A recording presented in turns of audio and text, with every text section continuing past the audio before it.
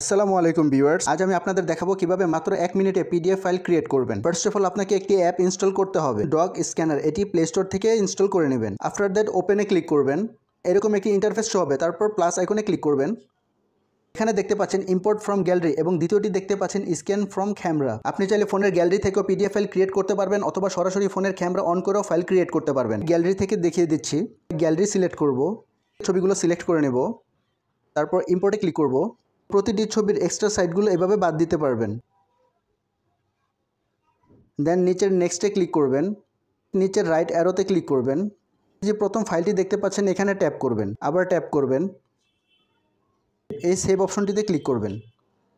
Save enter document এখানে click করবেন। Save two phone storage এখানে ট্যাপ করতে হবে।